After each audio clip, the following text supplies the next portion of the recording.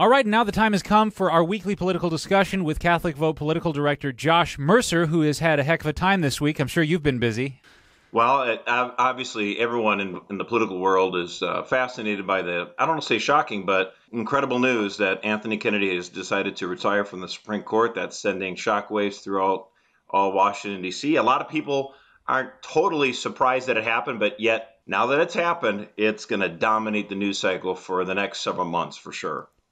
Well, I'm delighted in a way because this is something that we didn't know would happen. I didn't expect it to happen. See, I thought both Ruth Bader Ginsburg and Kennedy were committed enough to the cause of leftism, or at least the cause of anti-Trumpism, that they would hold out and sacrifice, the latter years of their life and not have a retirement just because they're such true believers. Well, you know what I mean? Yeah, so here's the thing. Anthony Kennedy is definitely committed on social liberalism. I mean, he's a defender of so-called same-sex marriage, and he upheld legal abortion on the court for decades. And so, in that sense, he's committed to that cause.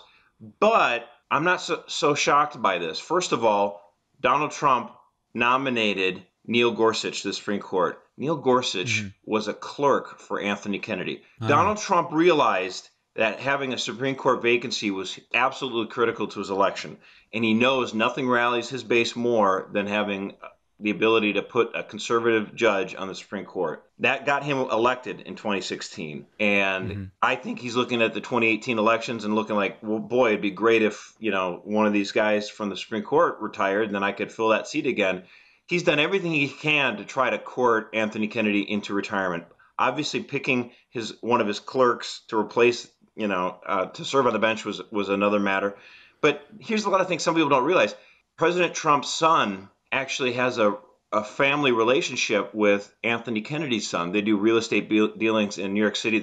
So we're talking about two families that have a friendly relationship with each other. And right. So a lot of people on the left are like, why would Anthony Kennedy entrust Donald Trump to replace him on the Supreme Court? It's like, well, it certainly helped that he put a clerk on the court, Neil Gorsuch, one of the Kennedy's former clerks. That's a great way to reassure Anthony Kennedy that, you know what? I can trust this guy to replace me. And even if it's not going to be an identical copy, we certainly hope not. We hope it'll be somebody that's more like Neil Gorsuch. Well, one of the funny things about the Kennedy retirement, too, is that it's possible. See, I didn't believe this either, because if I'm not careful, I become an ideologue as well, just from being saturated with all this political news. But there's also the element of Kennedy's 81 years old. He's a human being, and he might not want to work himself to death. And it's funny to see the left reaction, the leftist reaction, the activist reaction has generally been hostility toward himself.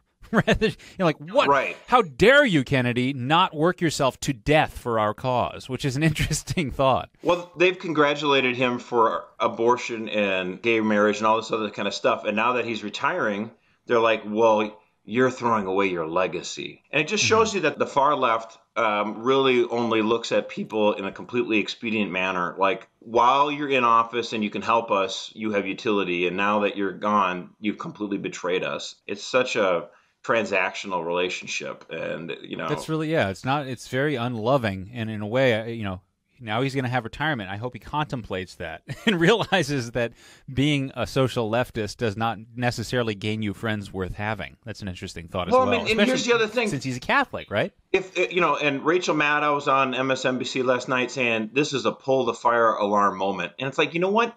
If everything you believe in is, contingent on a Supreme Court justice deciding whether or not he'll retire or not, maybe we should think twice about enlisting and putting so much power on Supreme Court justices. I mean, maybe have these guys have 18-year terms. Maybe arrange our government so that these 9 men and women in robes don't, completely control everything in our laws. Don't legislate from the bench. Maybe they have too much power. Hello. I mean, this is your wake-up call that, it shouldn't be like this. It shouldn't matter who serves on the court. They should all respect our First Amendment right to religious liberty. They should all believe that there's nothing in the U.S. Constitution that says you can abort your child. This should not be controversial. Unfortunately, It is, and the left made it that way. It's so sad, though, because this is another example of leftism stepping on its own foot, because its rhetoric is entirely reversed in a lot of ways from the rhetoric we heard during the Obama administration. Particularly, one of the major debates during the Obama administration was over the subject of judicial activism. Conservatives thought judges were too powerful and needed to calm down. The left, meanwhile, said judicial activism, almost some of them actually overtly said judicial activism is great. It's okay to be, in other words, it has nothing to do with constitutionalism. After all, our vision contradicts our nation's founding, and we need to have activist judges who fundamentally transform America, and they should have all the freedom they desire to do whatever they want. And now, all of that rhetoric is reversed, and they hate the idea of judges having any power. Well, right. So there's no consistent ideology. Imagine this. Imagine another justice gets on the Supreme Court here, and next year the U.S. Supreme Court decides that there's a constitutional right to private education, in other words, school choice. What if they just said it's now illegal to have any public education, any government-run schools? I mean, look, I don't like government-run schools, but I don't see the Supreme Court having the power to abolish government schools from coast to coast, right? And they would say, well, that's legislating from the bench. They would be totally opposed to it. But they have no problem with the Supreme Court imposing gay marriage in all 50 states. And when you look at like abortion, they say Roe v. Wade is settled law. Well, that certainly doesn't stop the left from attacking the Second Amendment. I mean, here's the case where abortion and gun rights, and these are the two issues that usually most animates, the American populace in elections, right? But guns are actually in the Constitution.